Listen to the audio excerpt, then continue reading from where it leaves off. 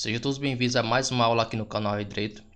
Eu sou o professor João Batista e hoje a gente vai dar uma introdução na parte da química das soluções. A gente vai entender o que é uma solução e como faz para preparar uma solução. Mas para a gente começar com aquele pé direito, deixa aí seu like. Coloca aí nos comentários o que é que você espera dessa aula. No final, coloque o que você achou dessa aula. Se inscreva no canal e compartilhe esse vídeo nas suas redes sociais. Isso ajuda demais o professor João Batista a chegar com seu conteúdo a mais pessoas. Um forte abraço e vamos dar sequência à nossa aula. Então, o que seria uma solução?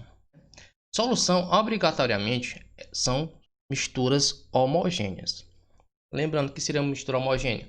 É aquela mistura que a gente só consegue observar uma única fase. Eu tenho ali, no mesmo sistema, 2, 3, 4, 5 substâncias ou mais diferentes. Só que a gente só consegue observar uma única fase. Obrigatoriamente, para ser uma solução, a mistura só pode ter uma única fase. Só que esta solução ela pode estar tanto no estado gasoso, tá certo? Líquido ou mesmo sólido. Então, as misturas homogêneas, que no caso seriam soluções, elas podem estar nos três estados de agregação diferente.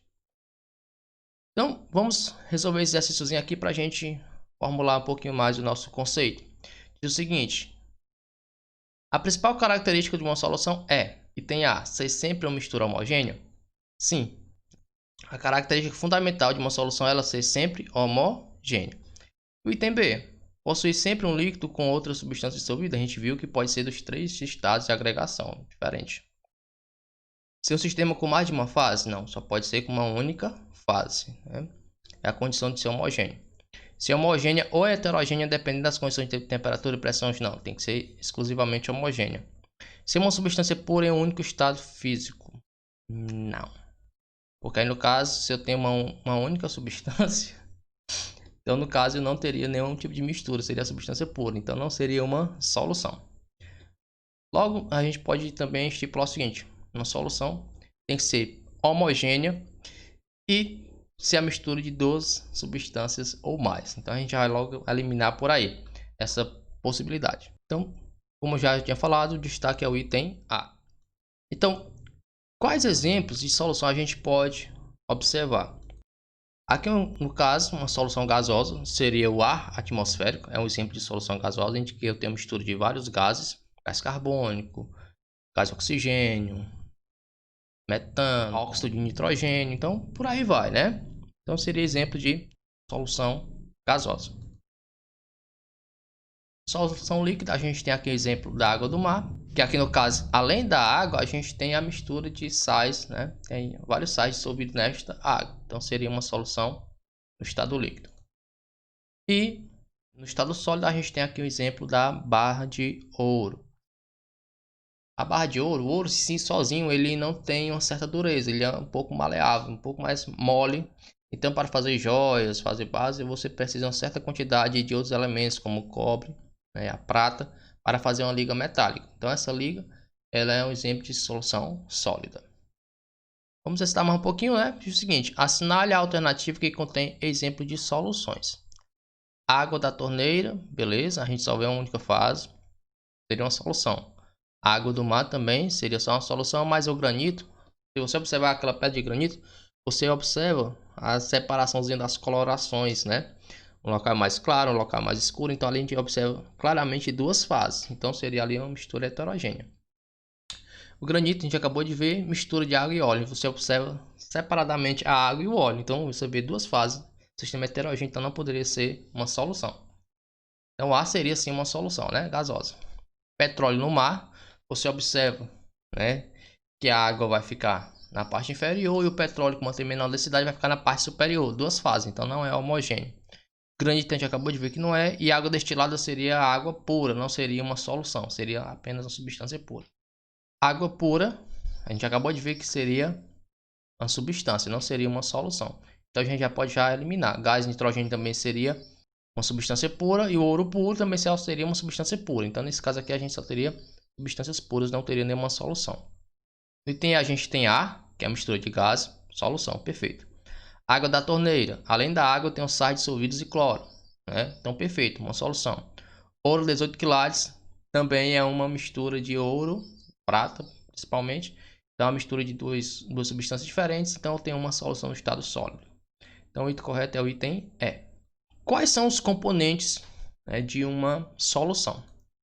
Primeiro, você vai ter o soluto. Ele pode se apresentar no estado sólido, líquido e gasoso. Então, pode estar nos 3 estados. E o soluto é aquela substância que é dissolvida pelo solvente. Quando, né, em qualquer exemplo, em qualquer exercício, em que eu estiver me referindo ao soluto, tá certo?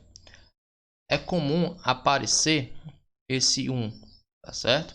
Então não é sempre que vai aparecer, mas toda vida que em relação à massa, ou volume, ou número de mols, né, se vier um aqui, escrito aqui, estou me referindo à unidade referente ao soluto. A outra parte de uma solução, a gente vai ter o solvente. O solvente também pode estar nos 3 estados de agregação, sólido, líquido e gasoso. E o solvente é aquele que está em maior quantidade e que dissolve o soluto. E aqui no caso, se a minha questão, os valores estivessem se referindo exclusivamente do solvente, a gente tem aqui o índice 2, né, na massa do volume, pode ser também o número de mols. Quando aparecer o índice 2, está se referindo ao solvente. Então, a gente tem o soluto, que é aquele que vai estar em menor quantidade da solução, que é dissolvido pelo solvente. O solvente vai ser aquele que está em maior quantidade na solução e que vai dissolver o soluto. Os dois podem estar nos 3 estados de agregação. Quando o índice estiver relacionado a 1, estou falando do soluto. Quando esse índice aqui for 2, estou me referindo ao solvente. Se eu estiver falando da massa total da solução, se eu estiver falando do volume total da solução ou número de mols total da solução, não tem nenhum índice, tá certo? Vai aparecer apenas o M, o V, o N. Mas quando estiver falando de soluto, vai aparecer o índice 1 e o solvente o índice 2. Então, como a gente faz para preparar uma solução? Então, tem que partir do princípio seguinte. Primeiro, eu tenho que, dependendo da minha solução, eu tenho que pesar a massa do meu soluto que eu vou utilizar para preparar essa solução. Então, a gente vai pegar aqui uma balança, né? A gente tem aqui o exemplo da balança analítica, uma semana analítica.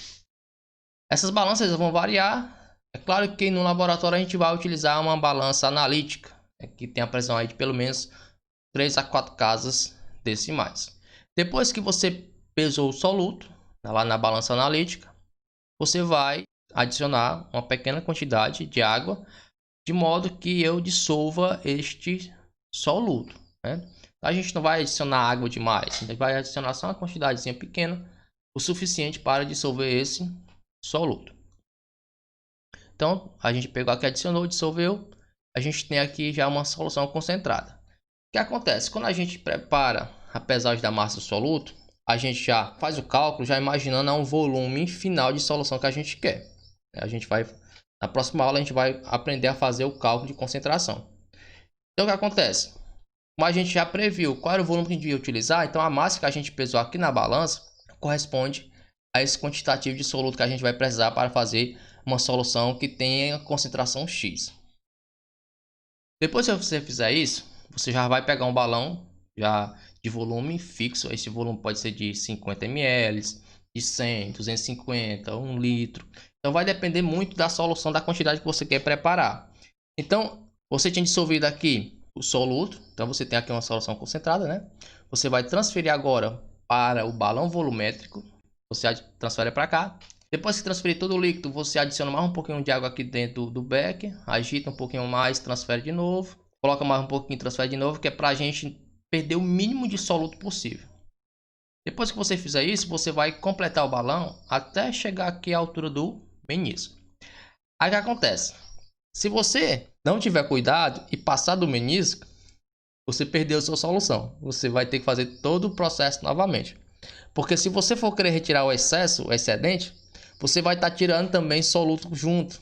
Então, se você está tirando soluto, a sua concentração vai ser menor do que a que você está realmente preparando. Então, quando a gente está completando aqui o volume, a gente tem que ter muito cuidado para chegar até o menisco. O menisco vai ser uma linhazinha que você tem aqui, que ele vai dizer qual é o volume total do balão. Que aqui nesse caso aqui, esse balão seria de 25 ml. Então, bem aqui, exatamente igual com o menisco, vai ser 25 ml. Feito isso, você vai agitar o balão, virando de ponta cabeça algumas vezes.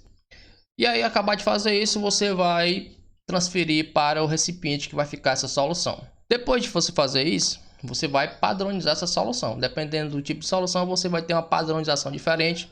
A gente vai fazer uma titulação, por exemplo. Mas aqui também é assunto para a próxima aula. Então, basicamente, como é que você prepara uma solução? Anteriormente já determinou qual é o volume que você vai precisar, qual é a massa de soluto que você vai utilizar. Então, você pesa o soluto, dissolve esse soluto na menor quantidade de água possível, transfere essa solução para o balão volumétrico e completa até chegar ao volume máximo do balão, até o menisco, para preparar esta solução. E aí, futuramente, você vai fazer realmente a determinação se a concentração que você obteve é aquela que realmente você desejava. Geralmente não bate 100%, mas fica um valor bem próximo. Então vamos exercitar, né? Para fechar aqui nossa aulazinha, diz o seguinte.